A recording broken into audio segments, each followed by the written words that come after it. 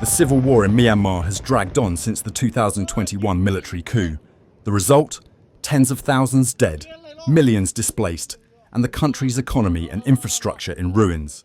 The conflict is chaotic, with ethnic militias, a brutal junta, and one very interested neighbour, China. China has billions invested in Myanmar, deep-sea ports, oil pipelines, and refineries. So far, they've seen no return, and they know it. Now, trying to keep track of all the armed factions is a video in itself. For today, we'll focus on the three biggest forces: the Three Brotherhood Alliance, a powerful coalition of ethnic militias, the ruling military junta, and neighbouring China. Xi and the mighty dragon's dream. China's sunk massive resources into what is now a failed state on its border. Why? Because Beijing needs a stable, cooperative Myanmar, especially one that can help it prepare for a future confrontation over Taiwan. A major pipeline was supposed to run from Yunnan province through Myanmar and into the Bay of Bengal, bypassing the vulnerable Strait of Malacca. If conflict ever erupts over Taiwan, that waterway would likely be blocked by US-led forces. China knows this, and it's probably one of the few reasons they haven't launched a full-scale invasion. If Myanmar's Belt and Road projects were complete, China would have an alternative route for oil, trade, and even a new way to deploy submarines. That changes everything. A blockade becomes riskier and China's hands stronger. Some of this infrastructure is already underway, and there seems to be a quiet agreement. The Three Brotherhood Alliance and the Junta both avoid attacking areas near Chinese projects. For now, China supports the Junta because it offers something Beijing values: control. A unified military government would allow China to treat Myanmar like a strategic gas station on its southern border. The problem? The Junta controls only about 21% of the country. The Three Brotherhood Alliance and other ethnic armies hold 42%, and the rest is contested. Add to that China's confusing flip-flops in policy and things get murky fast. At one point, China seemed to abandon the junta entirely, possibly even helping the Brotherhood in a major offensive. Why? One theory: scammers operating from Myanmar were targeting Chinese citizens, and the junta couldn't stop them. So, territory was lost because the junta couldn't prevent criminals from defrauding Chinese social security? Strange times. Fast forward to now, and China is pushing the junta to legalise foreign mercenaries. The law passed easily.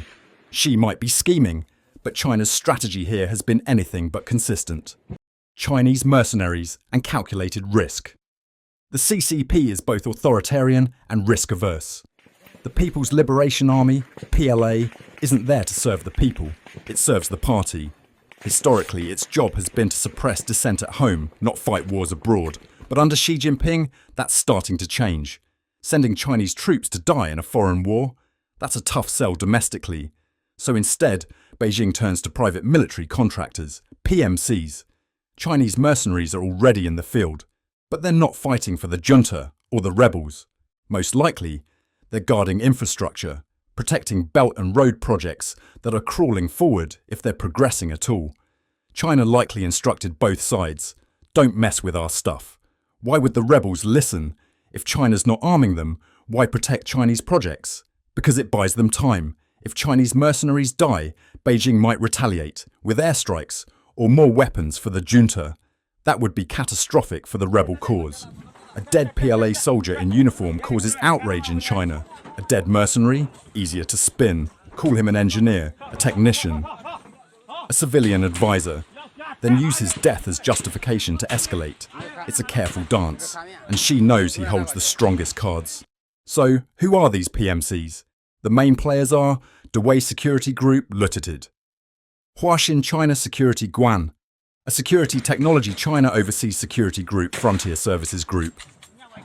Unlike Russia's Wagner Group, they don't extract resources, they secure risky construction sites. Their staff, from foot soldiers to CEOs, are ex-PLA or People's Armed Police. These are uniformed military, just under a different name. They're tightly controlled to prevent anything like Wagner's infamous march on Moscow. The future. Myanmar's civil war is a bloody stalemate. Alliances shift, control changes, China's intentions remain murky, and yet, if China really committed, if it sent even a small fraction of its military power, it could tip the scales in weeks. The junta could win, and China's grand infrastructure dreams might finally come true. But Xi is cautious, maybe too cautious. He's afraid of failure. of a disastrous campaign, of body bags coming home, of losing face. A failed intervention could be worse than doing nothing. Thanks for watching this episode of Crimson Chessboard. Stay tuned for our next deep dive, where we'll explore Iran's uncertain future after the disastrous 12-day war. Like, subscribe, and stay in the prone.